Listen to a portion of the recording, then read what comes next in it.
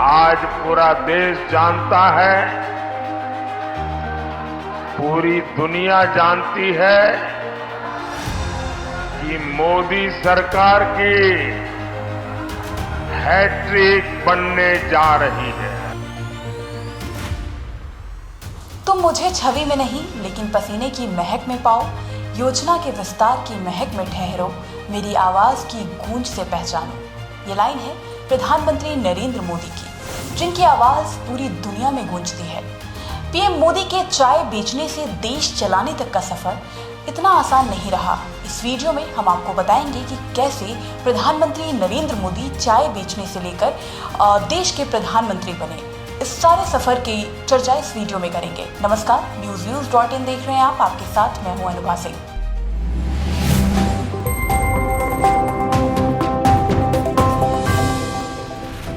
मैंने कहा था मैं भारत को भ्रष्टाचार, परिवारवाद और तुष्टीकरण से मुक्त होना के लिए अपना जीवन खपा दूंगा।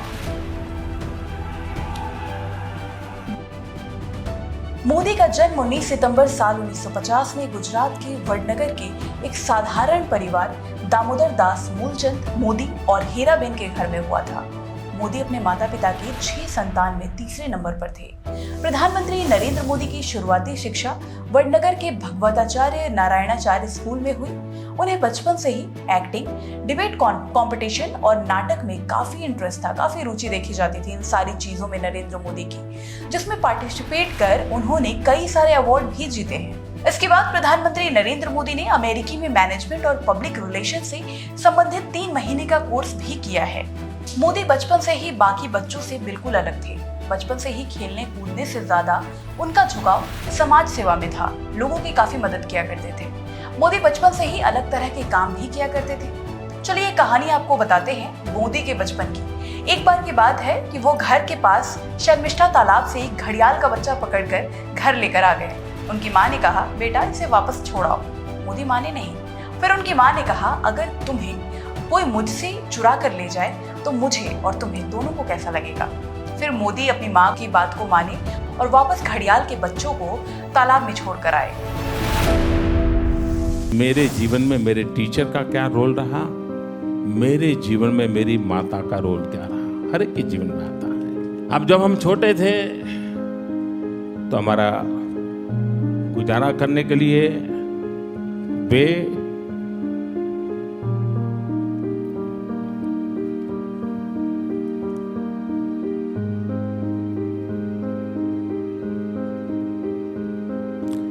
अड़ोस पड़ोस के घरों में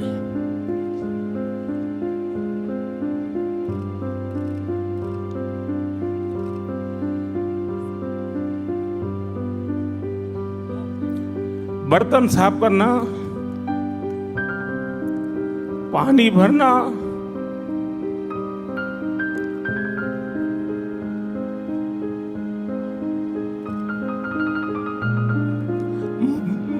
मजदूरी करना,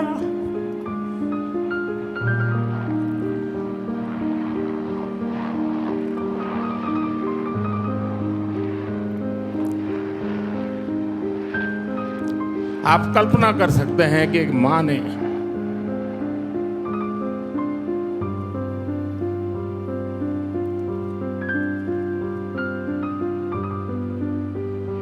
अपने बच्चों को बड़ा करने के लिए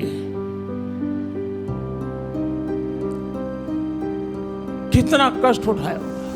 आपको बता दें, मोदी हर बार अलग अलग अवतार में नजर आते हैं। स्टाइलिंग के मामले में मोदी बचपन से ही थोड़े अलग थे। कभी लंबे बाल में मोदी नजर आते तो कभी सरदार के भेष में दिखते। पीएम मोदी का संघ की तरफ बचपन से ही झुकाव ज्यादा था और इस झुकाव का नतीजा ये हुआ कि वो बचपन में ही आरएसएस का हिस्सा बन चुके थे। 1958 में दीपावली के मौके पर गुजरात प्रांत के प्रचारक लक्ष्मण राव इनामदार ने प्रधानमंत्री नरेंद्र मोदी को बाल स्वयंसेवक की शपथ दिलाई और इसके बाद वो धीरे धीरे संघ के सक्रिय सदस्य बन गए।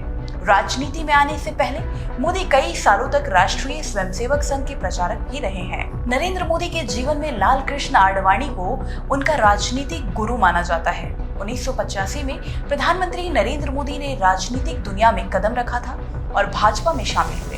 इसके बाद लगातार मोदी को पार्टी में कई बड़ी जिम्मेदारियां मिलने लगी। 1988 से लेकर 1989 के बीच प्रधानमंत्री नरेंद्र मोदी को गुजरात भाजपा में महासचिव की जिम्मेदारी मिली।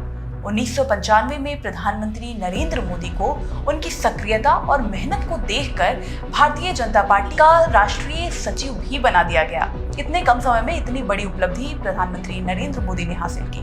राष्ट्रीय सचिव बनने के बाद नरेंद्र मोदी दिल्ली आ गए और केंद्र में बड़ी जिम्मेदारी निभा रहे थे। इसके बाद समय ने करवट ली और 2001 में गुजरात के तत्कालीन मुख्यमंत्री केशुभाई पटेल की तबीयत खराब होने लगी थी। उस वक्त प्रधानमंत्री नरेंद्र मोदी राष्ट्रीय संगठन मंत्री थे और देश की सत्ता अटल बिहारी वाजपेयी के हाथ में थी। फिर अचानक अटल जी ने मोदी को फोन लगाया। उस वक्त मोदी एक सीनियर कैमरामैन गोपाल बिष्ट के अंतिम संस्कार में शामिल होने के लिए शमशान घाट पर थे। अटल जी ने प्रधानमंत्री नरेंद्र मोदी से फोन कर पूछा, भाई कहाँ हो?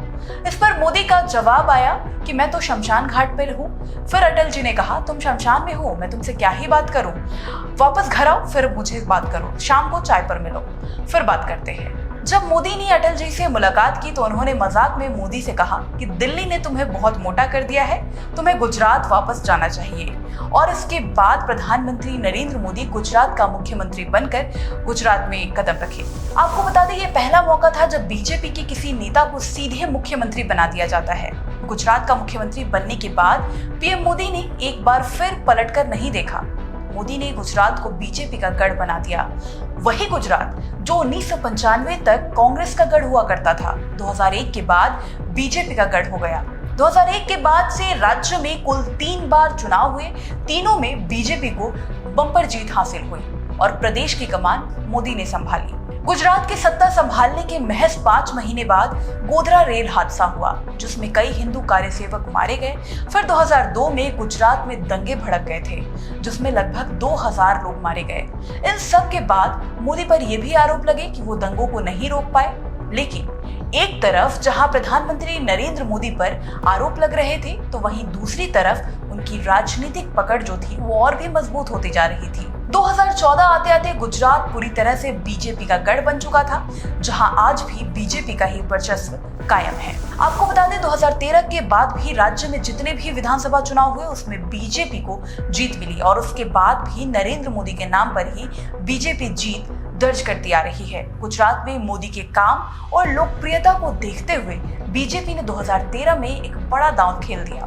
तत्कालीन बीजेपी अध्यक्ष राजनाथ सिंह ने 2014 के लोकसभा चुनाव के लिए मोदी को प्रोजेक्ट किया। भ्रष्टाचार के आरोपों से घिरी कांग्रेस के खिलाफ लोगों का गुस्सा भी था।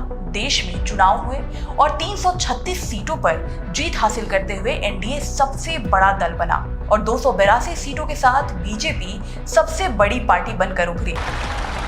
मैं नरेंद्र दामोदर दास मोदी ईश्वर की शपथ लेता हूं कि मैं विधि द्वारा स्थापित भारत के संविधान के प्रति सच्ची श्रद्धा और निष्ठा रखूंगा।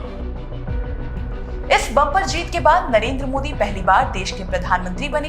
देश की सत्ता जैसे ही प्रधानमंत्री नरेंद्र मोदी के हाथों में आई तो पूरे देश में एक अलग सा माहौल बन गया।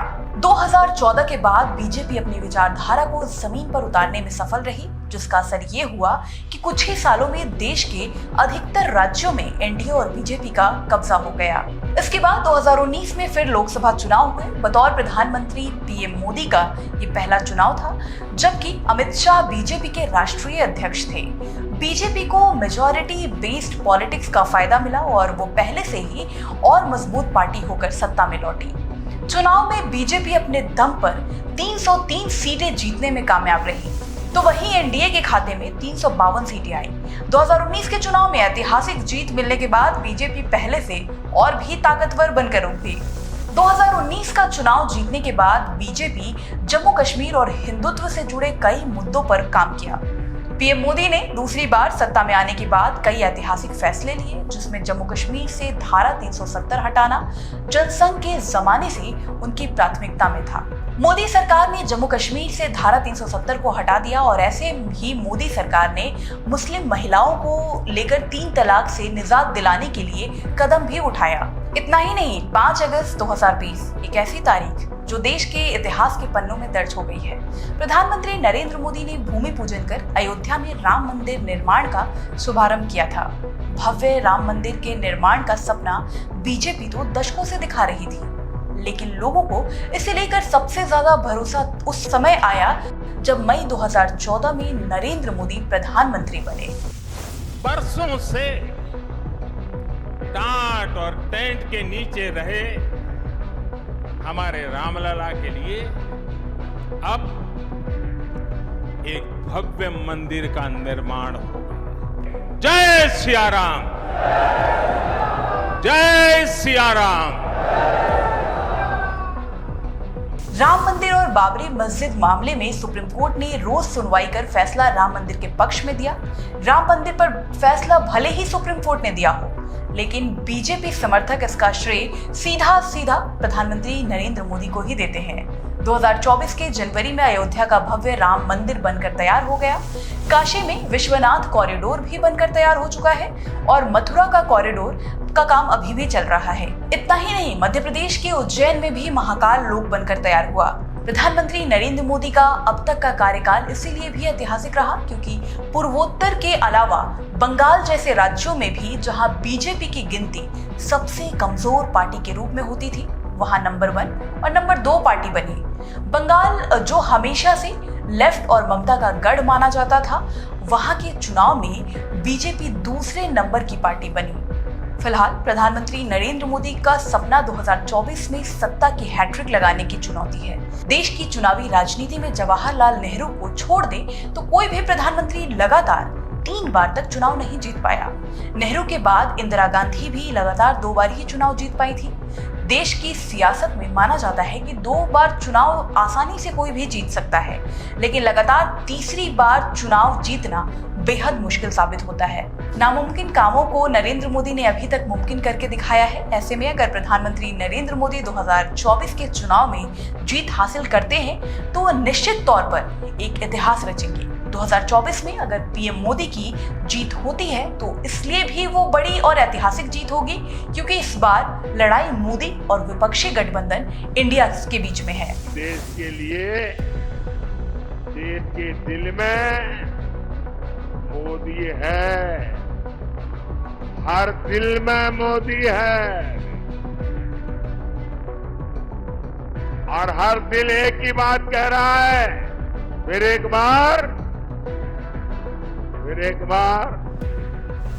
कांग्रेस समेत कई दल एकजुट होकर इंडिया गठबंधन बना चुके हैं। ऐसे में अगर बीजेपी और प्रधानमंत्री नरेंद्र मोदी को जीत मिलती है तो वो अब तक के इतिहास की सबसे बड़ी जीत मानी जाएगी। तो कैसा लगा आपको हमारा वीडियो? कमेंट सेक्शन में जरूर बताएं और साथ ही हमारे चैनल को लाइक सब्सक्राइब करना बिल्कुल ना भूलें।